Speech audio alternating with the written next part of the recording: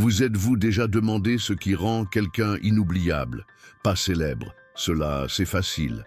Pas puissant, ce n'est souvent qu'une circonstance. Mais inoubliable, tellement marquant que, même après plus de 2000 ans, le monde continue à faire résonner ses idées comme si elles étaient nouvelles. C'est exactement ce qu'était Aristote. Et le plus impressionnant, ce n'est pas ce qu'il a écrit, c'est ce qu'il a déclenché. Il est né en 384 avant Jésus-Christ, à Stagir, un petit coin apparemment insignifiant du royaume de Macédoine. Mais comme tout début modeste, il y avait là plus que ce que l'on pouvait voir. Son père, Nicomaque, n'était pas un simple citoyen. Il était le médecin de la cour du roi Amyntas III. Autrement dit, Aristote a grandi entre des fioles d'herbes médicinales et des discussions sur le corps, la douleur, la guérison et la maladie. Mais plus encore, il a grandi dans un environnement où le savoir avait du pouvoir. Non seulement pour expliquer le monde, mais pour le façonner. Ce détail est fascinant. Avant d'être philosophe, Aristote était un observateur. Avant de penser le tout, il scrutait les détails. La médecine de son père n'était pas une science exacte comme aujourd'hui. C'était davantage un art qu'une certitude. Et c'est peut-être là qu'Aristote a compris que la vérité ne se crie pas. Elle chuchote, cachée dans les motifs, les répétitions et les anomalies. Très jeune, il a appris que comprendre demandait de la patience et qu'aucune question n'était trop petite. Mais le destin ne voulait pas qu'il devienne médecin. À 17 ans, orphelin de père et de mère, Aristote prit une décision qui allait changer à jamais l'histoire de la pensée occidentale. Il partit pour Athènes. Et Athènes, à cette époque, était plus qu'une ville. C'était une idée. C'était là que la philosophie, la politique et l'art fleurissaient comme nulle part ailleurs sur Terre. Et c'est là qu'il entra à l'Académie de Platon, le plus grand centre de sagesse de l'époque, fondé par le disciple même de Socrate. Imaginez un instant, un jeune provincial, au fort accent, marchant dans les jardins de l'Académie, où des géants discutaient de l'âme, de la justice, de la beauté et de l'univers. Il n'avait ni l'éclat théâtral de Platon, ni le charme mystique de Socrate, mais il possédait quelque chose que personne d'autre n'avait, une obsession pour la clarté. Là où Platon voyait des formes éternelles, Aristote voyait des catégories. Là où le maître pointait vers le ciel des idées, lui demandait « Et ici en bas, comment cela fonctionne-t-il en pratique ?» Ce petit décalage de regard, ce léger désaccord entre disciples et maîtres allait devenir une rupture colossale. Et tout changeait. Mais avant de rompre, Aristote apprit, et il apprit avec soif. Il passa environ 20 années à l'Académie. 20 années de silence actif, à noter, questionner, tester les limites de la logique et du savoir. Puis Platon mourut, et Aristote ne fut pas choisi pour lui succéder. Certains disent que cela le blessa, d'autres disent que ce fut un soulagement, car Aristote ne voulait pas être une ombre, il voulait être un soleil. Et pour cela, il devait marcher seul. Mais le monde avait d'autres projets. Le roi Philippe II de Macédoine, oui, le père d'Alexandre le Grand, appela Aristote à revenir dans son royaume pour accomplir une mission qu'aucun philosophe avant ou après lui n'a jamais reçue, éduquer le futur maître du monde. C'est exact. Aristote fut le précepteur d'Alexandre, un penseur, un marcheur, un amoureux des détails, préparant un adolescent à gouverner des empires. Et là commence l'un des plus grands paradoxes de l'histoire. Car tandis qu'Aristote croyait à la vertu comme habitude, à l'équilibre comme sagesse, à la raison comme guide de la vie bonne, Alexandre croyait en la puissance, la gloire, la conquête. Et pourtant, c'est ce professeur qui façonna le jeune roi, avec des livres, des arguments, des questions. Comment enseigner la modération à celui dont le destin est d'être sans limite? Comment parler de limite à un adolescent destiné à être illimité? Certains disent qu'Aristote échoua, qu'Alexandre devint exactement le contraire de ce que prônait son maître. Un conquérant avide, ambitieux jusqu'au bout, mais peut-être que l'échec ne fut pas celui du philosophe. Peut-être savait-il que certaines leçons ne s'apprennent pas dans la jeunesse, mais dans la vieillesse, quand il est trop tard. Peut-être Aristote sema plus qu'il ne récolta. Et peut-être, précisément pour cette raison, a-t-il triomphé. Après sa mission en Macédoine, Aristote retourna à Athènes.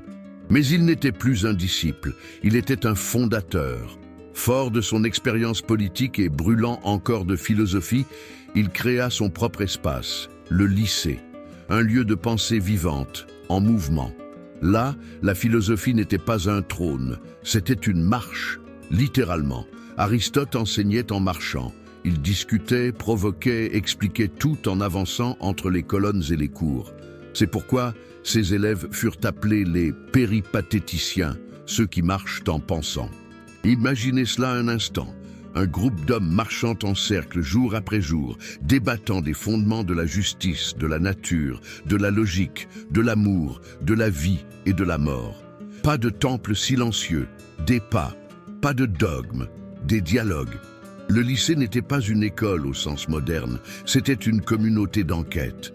Et c'est peut-être pour cela que cela fonctionnait si bien. Là, Aristote produisit une quantité incroyable d'écrits. Mais le plus curieux, c'est que peu d'entre eux étaient des livres prêts à être publiés. C'étaient surtout des notes de cours, des résumés, des schémas, écrits pour être dits, non pour être lus. Et pourtant, ce sont ces notes en marge de la philosophie qui ont façonné la pensée occidentale pendant plus de 2000 ans. Mais le plus fascinant peut-être, ce n'est pas le contenu, c'est l'intention. Car Aristote n'écrivait jamais pour éblouir, il écrivait pour expliquer. Il voulait que le monde ait du sens. Et pour cela, il commença à diviser le tout en parties. Il classa les animaux, les régimes politiques, les émotions, les arguments, les causes et les effets. Il créa des catégories, des systèmes, des distinctions. Si Platon était un poète des idées, Aristote était un bibliothécaire du réel. Il organisa le chaos par les mots. Et alors se pose la question, pourquoi quelqu'un ferait-il cela ? Pourquoi passer des nuits entières à chercher la différence entre substance et accident, entre puissance et acte, entre forme et matière ? La réponse se trouve peut-être dans ce qu'il a vu dans le cabinet de son père. La vie est complexe. Et la seule manière de ne pas s'y perdre, c'est de créer des cartes. Aristote fut avant tout un cartographe de l'existence. Mais ne croyez pas que cela le rendait froid. Bien au contraire, ses textes sont passionnés, non dans le ton, mais dans la persévérance. Il revient, il réexplique, il affine, il redessine. Comme quelqu'un qui sait qu'il lutte contre le temps, contre l'oubli, contre la tentation de la superficialité. Il savait que la vérité ne s'impose pas, elle se construit, brique par brique, paragraphe par paragraphe. Et c'est ainsi, pas à pas, mot après mot, qu'Aristote est devenu le philosophe. Pas un philosophe, pas le disciple de Platon, pas le précepteur d'Alexandre, mais le philosophe, avec une majuscule. En latin médiéval, c'était son titre, nul besoin de nom, car s'il y avait la philosophie, il y avait Aristote, et inversement. Maintenant, arrêtez-vous un instant et réfléchissez. Combien de penseurs méritent une telle révérence? Combien ont traversé les empires, les religions, les régimes, les siècles, et restent encore pertinents, vivants, utiles? Aristote n'a pas seulement été commémoré, il a été utilisé par les chrétiens et les musulmans, par les scientifiques et les théologiens, par les juristes et les politiques. Chaque époque l'a lu à sa façon, mais aucune ne l'a ignoré. Et tout cela a commencé là, dans un royaume obscur, avec un garçon qui posait trop de questions, un jeune homme qui ne se satisfaisait pas des idées du maître, un professeur qui préférait marcher plutôt que s'asseoir. Aristote fut beaucoup de choses, mais par-dessus tout, il fut un provocateur, pas au sens moderne de celui qui fait scandale, mais au sens ancien de celui qui provoque la pensée, celui qui dérange, celui qui invite à la clarté. Et la grande question qu'il nous laisse est celle-ci. Que faites-vous de votre propre curiosité? La bâillonnez-vous avec des distractions et des certitudes toutes faites? Ou l'alimentez-vous comme on arrose une graine? Car s'il y a une leçon profonde dans la vie d'Aristote, c'est celle-ci. La sagesse ne naît pas de la certitude, elle naît de l'inquiétude. Et si Aristote a commencé son chemin par des questions, alors il est juste que nous terminions cette partie par une question. Après tant de siècles, sommes-nous encore capables d'apprendre à mieux vivre en tant qu'individu et en tant que société, en écoutant un homme qui ne voulait que comprendre le monde, en marchant en rond? Il y a une question qui peut sembler simple, presque enfantine, mais qui porte une puissance dévastatrice. Comment ça fonctionne? C'est le genre de question que la plupart des gens abandonnent tôt dans la vie. On grandit, on s'occupe, on apprend à survivre et on finit par troquer la fascination du fonctionnement des choses contre une fatigue fonctionnelle. Le monde devient un donné, pas une découverte. On accepte que le micro-ondes chauffe, que le tournesol suive le soleil, que le chat retombe toujours sur ses pattes, mais on ne se demande plus pourquoi. Et c'est là que l'on commence à mourir de l'intérieur. Aristote n'acceptait pas cela. Si l'on a vu précédemment son parcours en tant que maître d'Alexandre et fondateur du lycée, on plonge maintenant dans ce qui le motivait avec le plus d'intensité, une faim insatiable de comprendre le monde. Pas comprendre au sens mystique, transcendantal ou philosophie, avec un grand P. Non, comprendre dans le sens le plus direct. Comprendre, cartographier, nommer, expliquer, catégoriser, observer, tester, réévaluer. Il voulait savoir pourquoi un embryon se forme de cette manière. Pourquoi certaines plantes fleurissent dans un sol donné et dépérissent dans un autre. Comment les calmars se reproduisent, comment le vent se déplace, pourquoi certaines personnes rient dans une situation et d'autres pleurent, pourquoi la justice fonctionne dans un pays et échoue dans un autre. Rien n'était trop petit pour lui, rien n'était trop évident pour être ignoré. Et c'est là qu'Aristote se distingue de la plupart des grands penseurs de son époque. Alors que Platon cherchait des vérités dans le ciel des idées, Aristote avait les pieds et les yeux sur terre. Il ne voulait pas simplement théoriser la réalité, il voulait la comprendre dans ses moindres détails. En ce sens, il fut le tout premier véritable scientifique. Et si cela te paraît exagéré, pense à ceci. Aristote a écrit sur la biologie, la physique, la logique, la politique, l'éthique, l'astronomie, la météorologie, la zoologie, la rhétorique, la poétique, la psychologie, l'économie domestique, l'anatomie, la reproduction animale, la mémoire, le sommeil, les rêves, le mouvement, le temps, l'amitié, le bonheur, le langage, la musique et l'âme. Et il ne l'a pas fait en tirant dans toutes les directions. Il l'a fait parce qu'il croyait que tout est lié, que comprendre une chose, vraiment la comprendre, c'est commencer à comprendre le tout. Il n'existe aucun savoir inutile, aucune curiosité futile. Tout a son importance, parce que tout est vivant. Imagine ceci, tu marches dans un jardin et tu vois un arbre. La plupart des gens passent sans s'arrêter.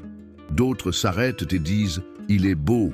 Quelques rares personnes demandent « quelle espèce est-ce » Mais Aristote ferait un inventaire.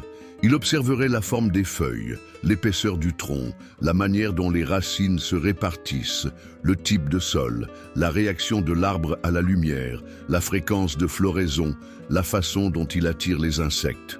Et ensuite, il se demanderait, tous les arbres de cette espèce se comportent-ils ainsi, ou seulement celui-ci? Et pourquoi? Peux-tu imaginer quelqu'un comme ça aujourd'hui? Un influenceur digital qui, au lieu de vendre des formations, vendrait des questions? Quelqu'un qui ne cherche pas à faire le buzz, mais à comprendre? Quelqu'un qui dirait « je ne sais pas, mais je veux découvrir » Cela semble utopique, mais c'était exactement ce que représentait Aristote. Et c'est peut-être pour cela que son œuvre reste aussi urgente aujourd'hui, parce que nous vivons dans un monde où savoir, c'est performer. On fait semblant de comprendre pour ne pas paraître idiot. Mais au fond, nous avons tous peur d'admettre « je ne sais pas comment cela fonctionne ». Mais Aristote n'avait pas peur de l'ignorance. Il la respectait, il la traitait comme point de départ. Et plus encore, il croyait que apprendre est une forme de justice. Oui, de justice. Parce que pour Aristote, ignorer le fonctionnement du monde est une injustice envers la vie elle-même. Vivre sans chercher à comprendre, c'est gaspiller le don de la raison. C'est vivre en dessous de son potentiel. C'est marcher dans le noir avec une torche allumée à la main sans jamais l'allumer. Et c'est là que sa philosophie devient profondément personnelle. Pense à toutes ces fois où tu as renoncé à comprendre quelque chose parce que cela semblait trop compliqué. À toutes les fois où tu as accepté une règle, une norme, un ordre, un fonctionnement sans poser de questions. C'est comme ça, te dit-on. Et toi, fatigué, tu acquiesces. C'est comme ça. Mais Aristote te pousse du coude. Il te provoque. Il te demande « Mais pourquoi est-ce comme ça? Qui l'a décidé? Qu'est-ce qui soutient cela ?» C'est ça, la flamme du véritable savoir. Et elle brûle aussi en toi, même si elle est étouffée, même si elle sommeille, même si elle a été oubliée sous le poids des obligations du quotidien. Tu sais ce moment où tu te demandes pourquoi tu es fatigué alors que tu as bien dormi? Ou pourquoi certaines personnes semblent toujours avoir une longueur d'avance sans être les plus intelligentes? Ou pourquoi tu répètes les mêmes erreurs émotionnelles depuis des années? Aristote regarderait cela avec fascination, pas avec jugement. Il chercherait des motifs, des causes, des structures. Il ne dirait pas « tu es comme ça », il dirait « étudions cela ». Parce que pour lui, la réalité est un champ d'expérimentation et l'être humain est un laboratoire vivant. Quand il étudiait les animaux, et il en a étudié des centaines, ce n'était pas pour les classer et passer à autre chose, c'était pour comprendre ce qu'ils ont en commun et ce qui les distingue, ce que cela dit sur la vie, la survie, la beauté de l'adaptation. Il a disséqué des dizaines d'espèces de ses propres mains. Et il a écrit des pages et des pages sur les caractéristiques de chacune. Il n'y avait pas de zoo, pas de microscope, seulement l'œil humain. Et pourtant, il a vu plus que nous tous réunis avec toute notre technologie. Mais la vraie génialité d'Aristote réside peut-être dans quelque chose de plus simple encore. Il croyait que comprendre le monde nous rend meilleurs. Et ce n'est pas une métaphore. Il croyait réellement que comprendre comment fonctionne le monde, depuis la croissance d'un arbre jusqu'au mécanisme de l'amitié, nous aide à vivre de façon plus juste, plus équilibrée, plus humaine. La philosophie, pour lui, n'était pas un luxe académique. C'était un outil de vie, une lampe, une carte, une boussole, une planche de salut. C'est pour cela qu'il écrivait comme il écrivait. Ses textes ne sont pas fleuris ni séduisants. Ils sont objectifs, directs, rationnels, parfois même secs. Mais parce qu'il ne voulait pas impressionner, il voulait transmettre. Il écrivait comme quelqu'un qui veut que tu comprennes, comme quelqu'un qui te respecte assez pour ne pas tourner autour du pot. Et tu le ressens. Tu le ressens quand tu lis ses descriptions du comportement humain, quand il parle des raisons pour lesquelles les gens se trompent, quand il dit que personne ne naît vertueux, que tout le monde apprend à s'améliorer, en se trompant, en essayant, en chutant et en se relevant, et que tout cela fait partie de la nature. Ce n'est pas une erreur, c'est un processus. C'est peut-être pour cela qu'Aristote ne méprisait jamais les petites choses. Il ne croyait pas qu'il y ait des sujets indignes d'attention. Pour lui, tout ce qui existe mérite d'être compris.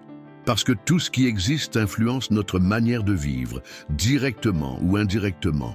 Et cela vaut autant pour les étoiles que pour les couverts. Donc, si aujourd'hui, tu as l'impression de ne pas comprendre ton travail, ton corps, tes émotions, tes choix, bienvenue dans le monde d'Aristote. C'est exactement le point de départ. Et ce n'est pas un échec.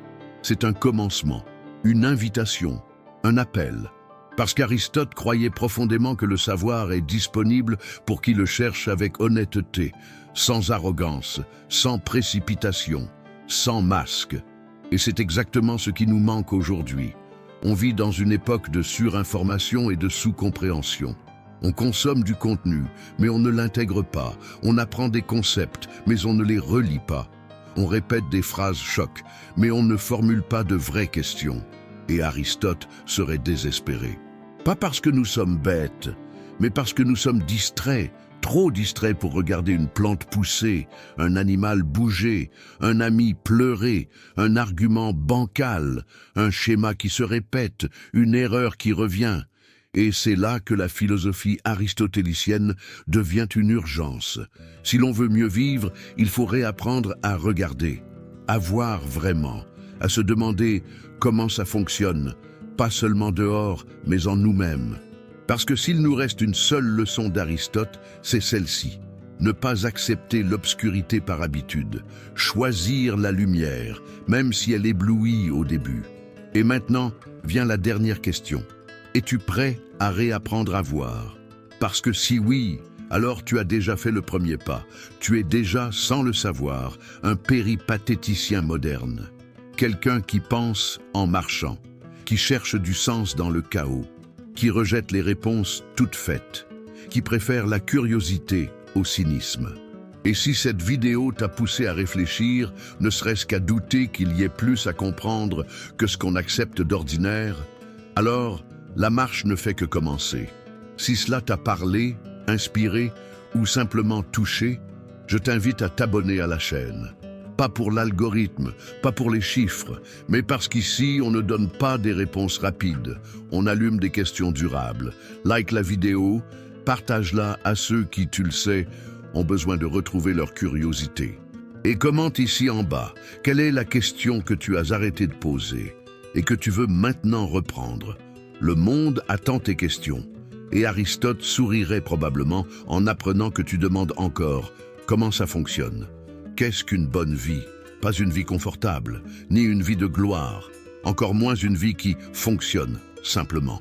Mais une bonne vie, de celles qui, même pleines de défis, sont vécues avec un sens de but et de plénitude.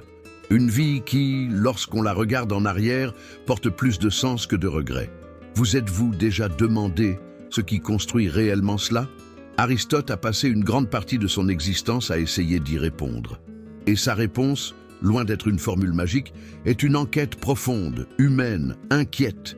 Il ne voulait pas seulement savoir ce que les gens disent être le bonheur. Il voulait comprendre pourquoi certaines vies s'épanouissent et d'autres fanent, même dans les mêmes conditions. Qu'est-ce qui, au fond, distingue une existence accomplie d'une existence simplement supportée? C'est ce qui a donné naissance à l'un de ses plus grands ouvrages, l'Éthique à Nicomaque.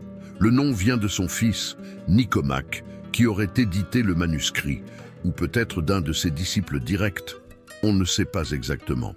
Mais le contenu est indéniable, un traité sur comment bien vivre, pas juste vivre, vivre bien, mais qu'est-ce que bien? La première rupture d'attente que nous offre Aristote est simple et déroutante. Le bonheur pour lui n'est pas une émotion, ce n'est pas être joyeux, ce n'est pas l'euphorie, ce n'est pas un plaisir constant. C'est quelque chose de plus subtil et de plus exigeant. C'est une activité de l'âme en accord avec la vertu. Mais qu'est-ce que cela signifie exactement? Il nous dit que le bonheur ne se trouve pas dans un moment, mais dans une manière de vivre. Il réside dans la façon dont vous agissez jour après jour, de manière répétée. Il se trouve dans le type de personne que vous devenez, pas dans ce que vous ressentez. Le bonheur n'est pas une récompense, c'est une construction. Combien de fois avez-vous cru que vous seriez heureux quand quelque chose arriverait? Quand vous achèteriez une maison? Quand vous auriez un emploi, quand vous rencontreriez quelqu'un, quand vous auriez plus d'argent, et quand ces choses sont arrivées, si elles sont arrivées, combien de temps ce bonheur a-t-il duré? C'est précisément là qu'Aristote veut en venir. Si le bonheur peut disparaître aussi vite qu'il est venu, alors peut-être qu'il ne réside pas dans ce que l'on obtient, mais dans ce que l'on cultive. Mais cultiver quoi? Les vertus. Un mot difficile, presque oublié, non? On parle beaucoup de succès, mais peu de vertu. On parle de charisme, mais presque jamais de caractère. Aristote fait le chemin inverse. Il dit « Observe les bons, ceux qui vivent avec dignité, courage, équilibre. » Que partagent-ils en commun? Et là, il cartographie, il liste, il explore. Et il identifie 11 vertus principales. Le courage, la tempérance, la libéralité, la magnificence, la magnanimité, la juste fierté, la patience, la véracité, l'esprit plaisant, l'amitié, la modestie. Mais le plus intéressant n'est pas cette liste en soi, c'est la manière dont il pense chaque vertu, car pour Aristote, toute vertu est un juste milieu entre deux vices, deux extrêmes. Et c'est là que son éthique prend vie. Vous avez déjà connu quelqu'un de lâche? De ceux qui fuient tout, qui évitent le conflit à tout prix, qui vivent dans la peur constante? C'est un extrême. Et maintenant pensez à quelqu'un d'imprudent, qui fonce dans tout sans réfléchir, qui confond courage et inconscience. C'est l'autre extrême. La vertu pour Aristote est au milieu. Le vrai courage n'est pas l'absence de peur, mais l'action, malgré la peur. Ce n'est ni fuir, ni se jeter dans le vide. C'est agir avec sagesse face au danger. Et cela s'applique à tout. Prenons l'esprit plaisant, ce qu'on pourrait appeler un sens de l'humour vertueux. C'est le juste milieu entre le bouffon et le grossier. Le bouffon rit de tout, sans filtre. Il blesse, cherche le rire à n'importe quel prix. Le grossier, à l'inverse, ne comprend pas l'humour. Il se vexe de tout, il se ferme. La vertu, être drôle avec délicatesse, avoir de l'esprit avec respect, savoir rire avec et non d'eux. Cette structure, qu'Aristote appelle la mésothé, le juste milieu, n'est pas de la rigidité. C'est un équilibre vivant, un idéal qui exige observation de soi, ajustement, erreur, recommencement. Aristote savait que personne ne naît vertueux. La vertu est une habitude, et comme toute habitude, elle demande de la pratique. Et voici le point le plus beau et le plus libérateur de son éthique. Vous pouvez changer. Peu importe si aujourd'hui vous êtes impatient, menteur, vaniteux ou colérique, ce n'est pas une fatalité. Ce n'est qu'une tendance que l'on peut rediriger. Avec effort, oui. Avec des essais, des échecs, des reprises. Mais c'est possible. Parce que le caractère se forme et se reforme. Mais alors, si la vertu peut s'apprendre, que faut-il aux mauvaises personnes? Et Aristote donne une réponse surprenante. Pas de punition, mais de bons enseignants. Oui, selon lui, les gens mauvais ne sont pas naturellement pervers. Ils ont été mal formés, ils ont eu de mauvais exemples, peu de stimulation, aucun repère. Ce dont ils ont besoin, ce n'est pas seulement de prison ou de répression, mais d'éducation, de guidance, d'opportunités pour apprendre ce qu'ils n'ont jamais vu. Et ça change tout. Imaginez si nous traitions les erreurs non seulement comme des crimes à punir, mais comme des manques à combler. Si nous voyons l'autre non comme un ennemi moral, mais comme quelqu'un qui n'a pas encore découvert la bonne vertu. Serait-ce naïf? Peut-être. Mais Aristote y croyait, et il y voyait un futur plus juste. Maintenant, respirez, et demandez-vous, quels sont vos extrêmes? Vous fuyez les conflits, ou vous les affrontez comme des guerres, vous riez des douleurs des autres? Ou êtes-vous si sérieux qu'on vous croit froid? Vous êtes généreux à vous perdre? Ou si rigide que vous n'aidez jamais personne? Où est votre juste milieu? Peut-être que vous n'y avez jamais réfléchi. Et c'est pour cela que cette éthique est si puissante, parce qu'elle vous invite à regarder à l'intérieur avec compassion, sans culpabilité, sans autoflagellation, juste avec honnêteté. Et vous commencez à voir que le bonheur, le vrai, n'est pas une émotion. C'est un mode de vie, un chemin construit par de petits choix, quotidiens, invisibles. C'est le silence face à la provocation, l'aide offerte sans chercher la reconnaissance, la limite posée avec fermeté et respect, la parole dite avec clarté et douceur, le rire partagé avec celui qui en a besoin, l'écoute offerte sans jugement. Voilà, dit Aristote, ce que c'est bien vivre. Et voici le dernier coup de sa philosophie. Personne ne vit bien tout seul, parce que la vertu ne se manifeste que dans la relation avec l'autre. Le courage, la générosité, la loyauté, la patience. Rien de cela ne se montre dans le vide. Vous ne pouvez être vertueux qu'en interaction. Et c'est pour cela que l'éthique et la politique, chez Aristote, sont liées. Parce que bien vivre, c'est aussi construire une meilleure cité. Un monde où les gens sont plus vertueux, où la justice fleurit, où le bien commun devient possible, non par utopie, mais par pratique, par habitude, par choix. Alors, la vraie question n'est pas « êtes-vous heureux ?» mais bien « cultivez-vous votre bonheur ?» Vous exercez-vous aux vertus? Observez-vous vos extrêmes? Apprenez-vous de vos erreurs? Êtes-vous entouré de bons maîtres ou au moins en train de les chercher? Parce que si la réponse est « pas encore », c'est très bien. Vous êtes déjà sur le chemin. Vous vous posez des questions. Vous avancez. Et comme tout bon péripatéticien, vous marchez. Et si cette vidéo vous a aidé à faire un pas dans cette direction, si quelque chose ici vous a touché, alors ne vous arrêtez pas là. Il y a encore beaucoup à venir. Abonnez-vous à la chaîne, activez les notifications et continuez à marcher avec nous. Car ici, nous ne donnons pas de formule, nous semons des questions.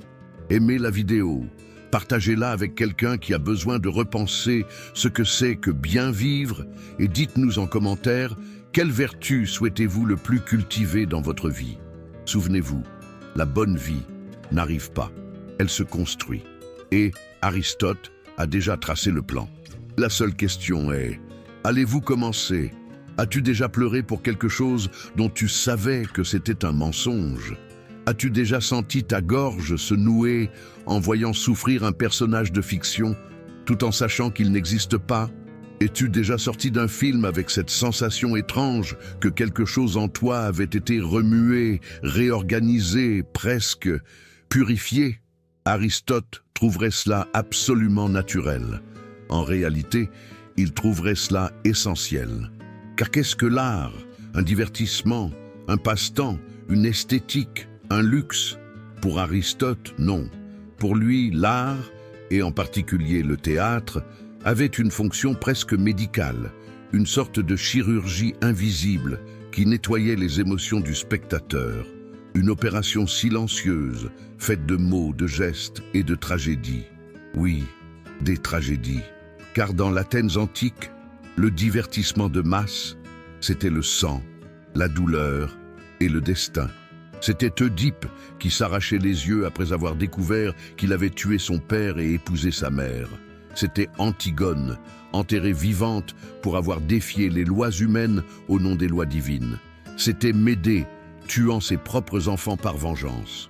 Et le plus surprenant, c'est que des milliers de personnes allèrent voir cela ensemble, en plein air, comme on va à un concert. Des familles entières assises sous le soleil pour assister à une mise en scène du malheur. Pourquoi? C'est la question à laquelle Aristote s'est attaqué dans sa poétique, son analyse de la tragédie. Et la réponse qu'il a donnée a une beauté qui traverse les siècles. L'art sert à produire une catharsis. Mais qu'est-ce que cela veut dire? Le mot grec catharsis signifie purification, nettoyage. Et c'est précisément ce que fait la tragédie, selon Aristote. Elle purifie, elle vide, elle réorganise. Par la peur et la pitié que nous ressentons pour les personnages, nous nous connectons à quelque chose de plus profond et nous en ressortons plus légers, plus lucides, moins confus quant à ce que nous ressentons. Et pourquoi? Cela te semble exagéré? Ce ne l'est pas. Combien de fois as-tu porté en toi des sentiments difficiles que tu ne savais pas exprimer?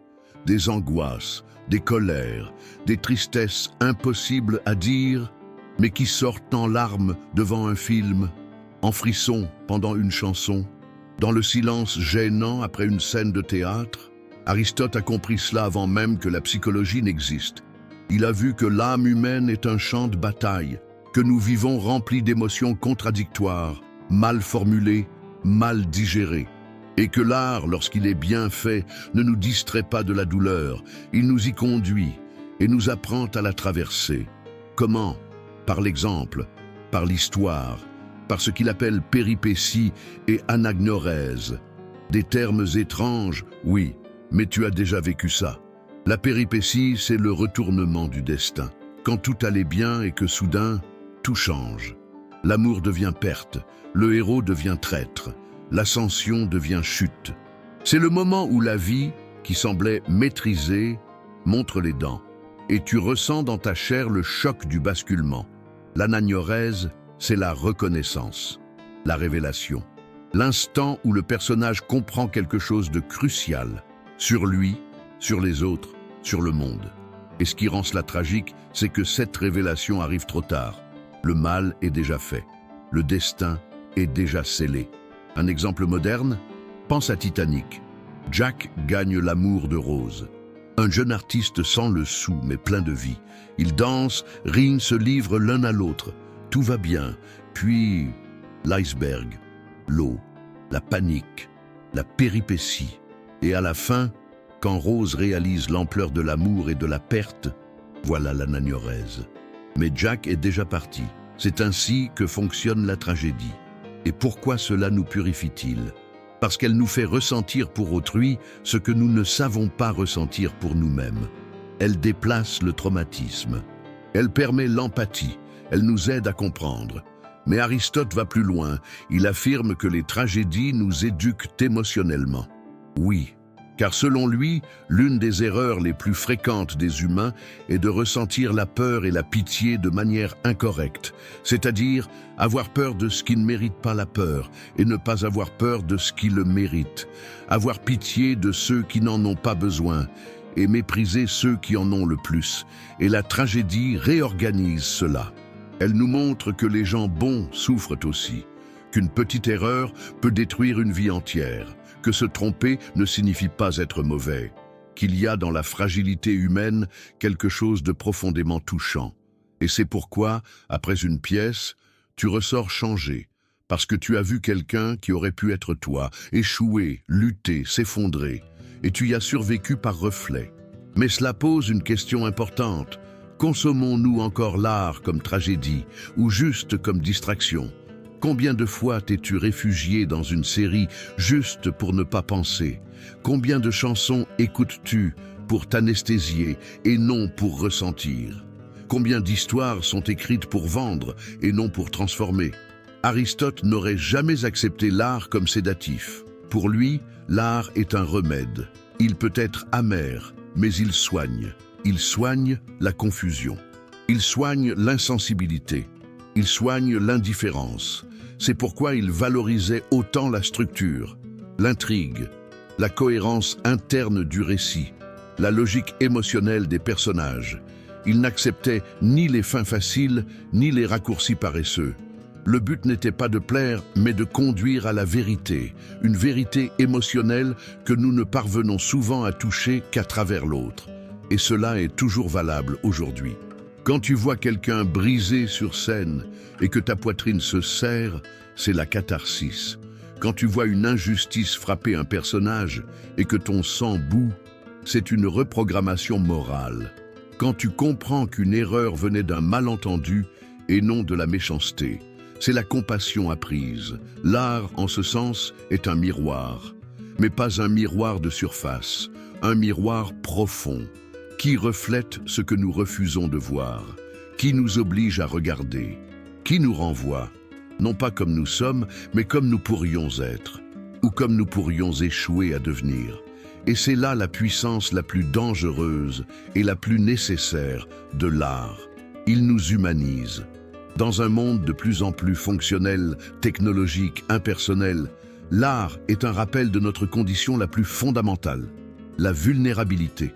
Il nous rappelle que nous faisons tous des erreurs, que nous souffrons tous, que nous avons tous peur, que nous cherchons tous un sens. C'est pourquoi Aristote défendrait le théâtre, le cinéma, la littérature avec acharnement. Il dirait « protégez les conteurs », car ce sont eux qui maintiennent le cœur humain en vie. Mais cela soulève une autre question. Quel genre d'histoire consommes-tu ? Sont-elles des histoires qui t'élèvent ou qui t'écrasent, qui t'ouvrent ou qui t'abrutissent, qui te purifient ou qui ne font que t'endormir? Parce que toute œuvre ne produit pas de catharsis. Certaines ne font que renforcer les stéréotypes, la peur ou l'indifférence, et Aristote t'inviterait à choisir mieux, non par morale, mais pour ta santé émotionnelle, car ton âme, comme ton corps, a besoin d'être nettoyée de temps en temps. Elle a besoin de pleurer, de ressentir, de comprendre ce qui vaut et ce qui ne vaut pas. Et la tragédie, la bonne tragédie, fait cela. Alors il est peut-être temps de changer ta playlist, ta liste Netflix, ta manière de consommer le contenu. Car au fond, ce qu'Aristote nous dit, c'est « seuls ceux qui apprennent à ressentir savent vraiment ressentir ». Et cela ne vient pas avec l'âge, cela vient avec la pratique, avec l'art, avec la réflexion, avec la disposition à regarder la souffrance non comme quelque chose à fuir, mais comme quelque chose à comprendre. Car, comme le dit la tragédie, c'est souvent après la chute qu'on comprend ce qui tenait vraiment notre vie debout. Personne ne nous apprend à avoir des amis. L'école nous apprend à être en compétition. La famille nous apprend à obéir. La société nous apprend à paraître. Mais l'amitié, elle est laissée au hasard. On s'attend à ce qu'elle arrive, qu'elle surgisse, qu'elle fleurisse toute seule. Mais une amitié véritable n'est-elle vraiment par hasard? Ou bien, comme tout ce qui compte, demande-t-elle elle aussi un soin, une culture? Aristote ne faisait pas que valoriser l'amitié. Il la considérait comme essentielle à une vie bonne. Dans son œuvre éthique à Nicomaque, il consacre non pas un, mais deux livres entiers à la question de l'amitié. Et non pas par sentimentalisme, mais parce qu'il avait compris ce que beaucoup ignorent encore aujourd'hui. Nul ne devient vertueux seul. Cela vous semble exagéré? Alors réfléchissez. Quand avez-vous été, pour la dernière fois, meilleur grâce à quelqu'un? Meilleur, non pas par prestige, mais par conscience, par courage, par bonté. La présence de cette personne vous élevait, vous faisait rire plus sincèrement, vous faisait réfléchir sans vous humilier, vous faisait grandir sans vous comparer. Voilà ce qu'est la véritable amitié. Mais fidèle à son regard analytique, Aristote ne s'est pas arrêté à la beauté poétique de la relation. Il a voulu en comprendre les types, les finalités, les risques. Et il a classé l'amitié en trois formes fondamentales. L'amitié par utilité, l'amitié par plaisir et l'amitié par vertu. La première, la plus courante, est fondée sur l'intérêt. Elle existe tant qu'elle est utile. On aide parce qu'on reçoit quelque chose en retour. Un contact, un avantage, une solution. Ce n'est pas faux, mais c'est instable. Dès que l'intérêt disparaît, l'amitié s'éteint avec lui. La seconde est plus légère, elle est fondée sur le plaisir, sur la convivialité agréable. Ce sont des personnes qui s'amusent ensemble, qui s'apprécient, qui partagent de bons moments. Mais pas nécessairement de la profondeur. Ce sont des compagnons de fête, de voyage, de fou rire. Et souvent, quand le rire s'efface, le lien aussi. Mais la troisième est rare. C'est l'amitié par vertu. Celle où vous n'êtes pas avec l'autre pour ce qu'il a, mais pour ce qu'il est. Où le bien de l'autre est voulu pour lui-même. Où la croissance mutuelle est un objectif. Où il y a un miroir, mais aussi un phare. De la vérité, mais aussi du pardon. Ce lien n'est ni passager ni commode. Il est profond, exigeant et transformateur. Et c'est là qu'Aristote surprend. Il ne dit pas que ce type d'amitié est fréquent. Au contraire, il admet qu'il est rare. Mais il affirme, c'est cela, la véritable amitié. C'est celle-là qui vaut la peine d'être recherchée. Non pas parce qu'elle procure du plaisir, mais parce qu'elle nous rend meilleurs. Des études contemporaines confirment l'intuition d'Aristote. Une recherche de l'université de Harvard, commencée en 1938, a suivi plus de 700 hommes pendant 75 ans pour comprendre ce qui rend réellement une vie heureuse. Le résultat, ce sont les bonnes relations, en particulier les amitiés profondes, qui sont le facteur le plus déterminant du bonheur et de la longévité. Ni l'argent, ni le succès, ni la célébrité, mais le fait d'avoir quelqu'un sur qui compter. Et pourtant, nous vivons à l'ère de la solitude. Une étude réalisée en 2021 par le groupe Cigna a révélé que plus de la moitié des adultes aux États-Unis se déclarent seuls. Et ce paradoxe, jamais nous n'avons été aussi connectés, et pourtant aussi éloignés. L'amitié est devenue une notification, un like est devenu une marque d'affection, un emoji, une conversation. Mais est-ce vraiment un lien, ou seulement une illusion de compagnie? Aristote nous alerterait, l'amitié demande une présence réelle, du temps partagé, une écoute profonde, un échange de vertus, une confrontation bienveillante, et tout cela devient de plus en plus rare. Mais pourquoi est-ce si difficile? Parce qu'une amitié véritable nous met à nu. Contrairement à l'amour romantique, elle ne repose pas sur des promesses, pas de cérémonie, pas d'exclusivité, mais elle exige quelque chose de plus rare encore, l'authenticité. Être ami, c'est être vu, sans filtre, sans mise en scène, sans scénario. Et être vu, réellement vu, cela fait peur. Combien de fois avez-vous caché quelque chose à un ami par peur du jugement? Combien de fois avez-vous fait semblant d'aller bien pour ne pas paraître faible? Combien de fois avez-vous avalé vos vérités de peur de rompre un lien fragile? L'amitié par vertu ne tolère pas ce théâtre. Elle vous invite à être entier et vous oblige à voir l'autre dans son entièreté aussi, avec ses défauts, ses cicatrices, ses ombres, mais aussi sa lumière. Car c'est là que réside la puissance de l'amitié. Elle révèle ce que vous cachez, même à vous-même. Vous voulez savoir qui vous êtes? Regardez avec qui vous marchez. Regardez comment vous vous comportez avec eux, ce que vous taisez, ce que vous révélez, ce que vous permettez. Les amis sont des miroirs vivants. Ils montrent ce que nous sommes et aussi ce que nous pouvons devenir. Et cela a des conséquences, car une véritable amitié vous transforme, pas par obligation, mais par contagion. Vous commencez à rire différemment, à parler autrement, à voir le monde avec plus de clarté, à douter de certitudes qui semblaient jadis inébranlables, à rêver de rêves que vous n'osiez pas formuler, parce que l'autre vous prête sa vision. Mais voici le conflit. Le voulons-nous vraiment? Dans un monde de vitesse, de compétition et de comparaison, sommes-nous prêts à faire de la place pour ce type de lien? Ou est-il plus facile de tout garder en surface? De sourire dans le groupe WhatsApp tout en cachant la douleur? De poster des photos ensemble sans jamais demander vraiment « Et toi, comment tu vas ?» Vraiment? Aristote dirait que sans véritable amitié, la vie est plus petite, littéralement. Parce que vous restez enfermé en vous-même. Et l'humain, le bon humain, a besoin de l'autre pour s'élargir, pour se rappeler qu'il est imparfait, mais aussi capable, incomplet, mais aussi infini en potentiel. C'est pourquoi il disait que l'amitié n'est pas un accessoire de la vie bonne, c'en est la fondation. Dans un des plus beaux passages de l'Éthique à Nicomaque, il affirme « Sans amis, personne ne choisirait de vivre, même s'il possédait tous les autres biens. » Réfléchissez à cela. Tous les biens, mais aucune épaule, aucune écoute, aucune vérité partagée. Quel en serait le sens?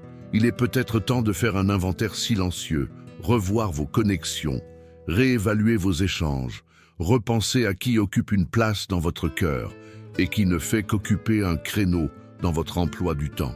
Et plus encore, il est peut-être temps d'être cet ami pour quelqu'un, de ne pas attendre l'amitié parfaite, mais de commencer à la cultiver, à l'entraîner comme un muscle, avec de la présence, du courage et de la vérité. Car s'il y a bien une chose qu'Aristote nous enseigne à travers tout cela, c'est que le caractère se construit aussi dans la relation.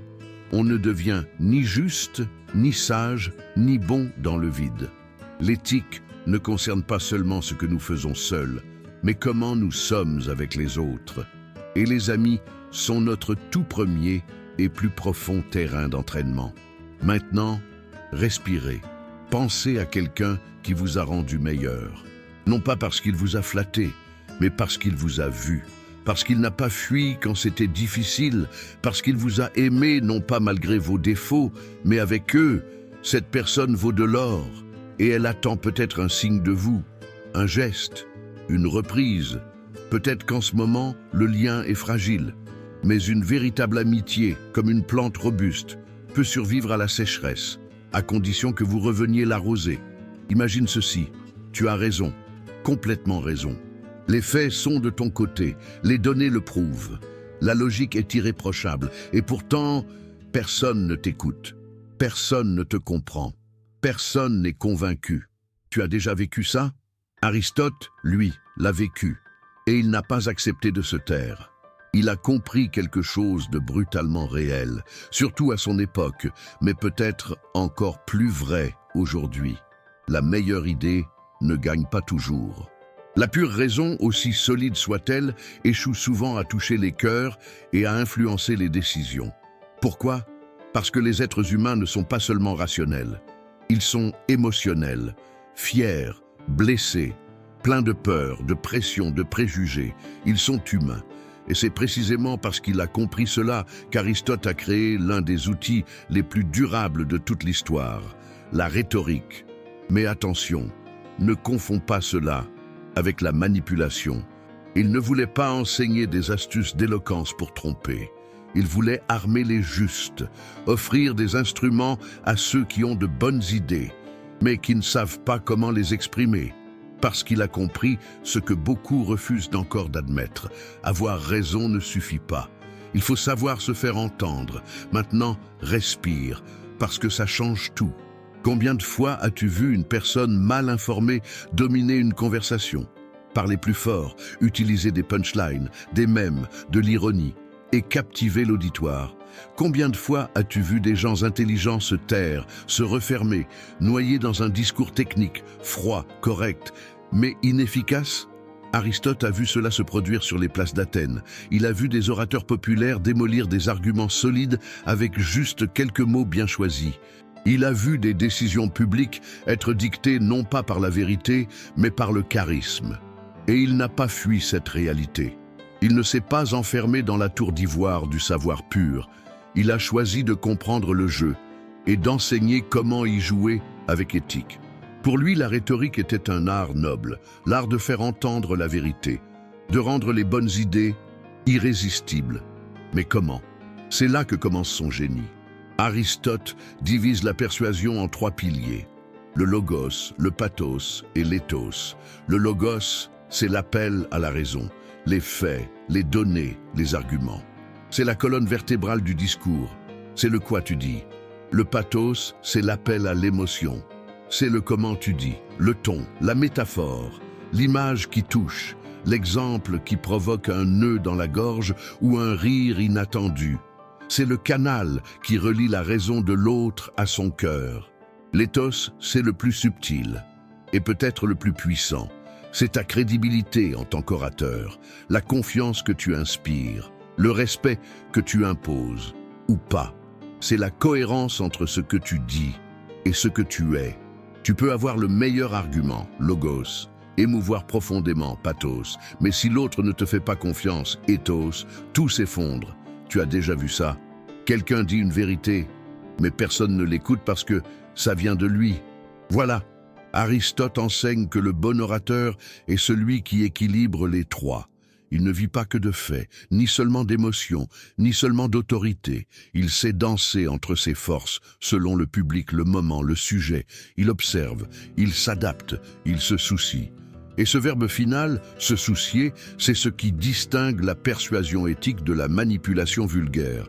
Parce qu'Aristote ne voulait pas former des vendeurs d'illusions. Il voulait construire des ponts humains. Former des personnes capables d'atteindre l'autre. Pas pour vaincre, mais pour convaincre avec intégrité.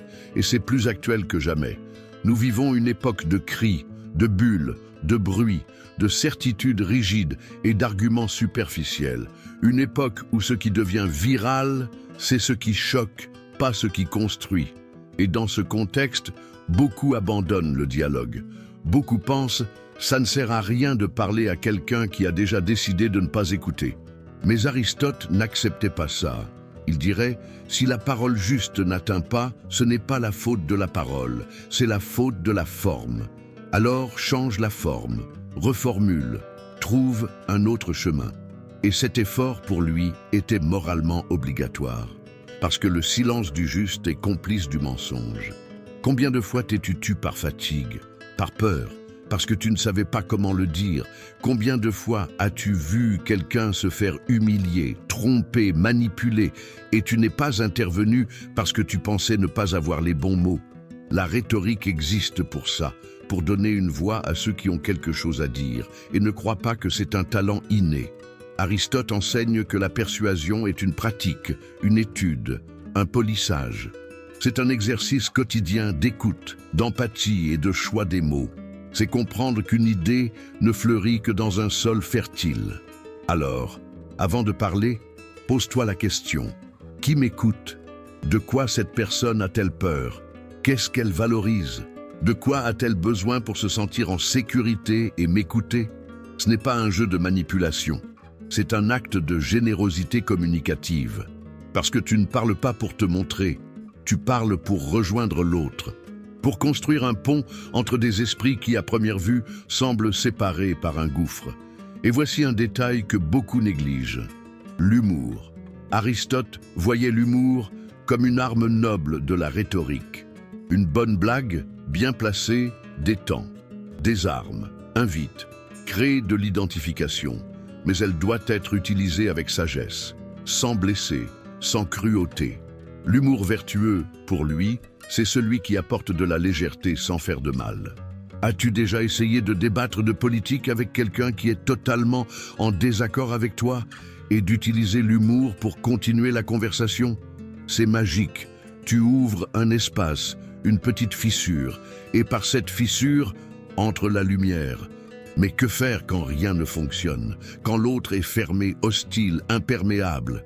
Aristote n'était pas naïf. Il savait qu'il existe des moments où le silence est plus sage, qu'il existe des publics qui ne veulent pas de dialogue, mais de guerre. Et dans ces cas-là, le philosophe ne dit pas d'insister, il dit d'attendre, d'observer, et si possible, de semer le doute. Car la persuasion n'est pas toujours immédiate. Parfois, ce que tu dis aujourd'hui ne germera que dans quelques semaines, quelques mois, voire quelques années. Et c'est très bien. L'important, c'est de ne pas abandonner le champ de bataille des idées, de continuer à essayer. Parce que ce qui est en jeu, ce n'est pas seulement ton argument, c'est la santé du débat humain. Maintenant, ferme les yeux un instant. Pense à une conversation importante que tu as évitée, à une vérité que tu as ravalée, à un moment où ton idée méritait sa place. Mais s'est éteint en chemin. Qu'est-ce qui t'a manqué? Du courage, les mots, le tact. Peut-être que la réponse est ici. Peut-être qu'il est temps d'apprendre non seulement quoi dire, mais comment le dire. Peut-être qu'il est temps d'arrêter de blâmer le monde qui n'écoute pas et de commencer à parler de manière à ce que le monde puisse, enfin, comprendre. Aristote t'offre des outils. Il t'offre la possibilité de transformer tes idées en pont, ton indignation en discours, ton silence en paroles justes. Tu acceptes? Maintenant, regarde autour de toi et demande-toi, combien de décisions que tu prends chaque jour sont vraiment les tiennes? Combien de pensées, d'opinions, d'impulsions que tu portes ont été véritablement choisies et non simplement héritées, copiées, répétées? Cette question semble simple, mais elle est dévastatrice. Parce qu'il se peut que tu sois en train de vivre une vie qui n'est pas entièrement la tienne. Peut-être que tes peurs ne sont pas les tiennes.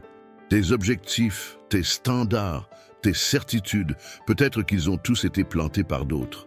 Par ta famille, par l'école, par les médias, par la culture, par la précipitation, par la culpabilité. Et tu as suivi. Tu t'es ajusté, tu as essayé de t'intégrer, de survivre. Mais vivre, c'est plus que suivre des instructions. Aristote le savait. Il n'a pas écrit pour nous impressionner, il a écrit pour nous réveiller. Pour nous rappeler que penser n'est pas un privilège réservé aux universitaires, mais une urgence humaine. Que réfléchir à ce que signifie bien vivre n'est pas un passe-temps, c'est un devoir. Et que chaque minute passée sans se demander ce que l'on fait de sa vie est une minute perdue. Sa philosophie n'est pas une collection d'idées abstraites, c'est un cri silencieux, un appel à reprendre le contrôle de notre propre existence. Et cela, aujourd'hui, est plus révolutionnaire que jamais. Nous vivons entourés de stimulation, d'algorithmes qui nous disent quoi regarder, quoi ressentir, quoi vouloir.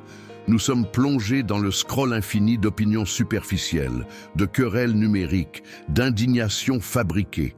Et au milieu de tout ça, notre voix intérieure devient de plus en plus faible, de plus en plus timide, jusqu'à presque disparaître. Mais elle est encore là. Elle parle quand tu sens que tu vis par inertie, quand tu te réveilles en pilote automatique, quand tu répètes des discours que tu ne comprends même plus, quand tu ressens au fond de toi que quelque chose ne va pas, sans savoir quoi exactement. Cette voix, Aristote l'aurait appelée conscience non entraînée, un potentiel éthique endormi, une invitation à revenir à soi, car penser profondément, c'est cela, revenir.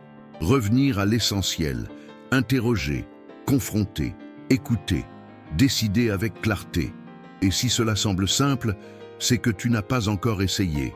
Penser vraiment fait mal.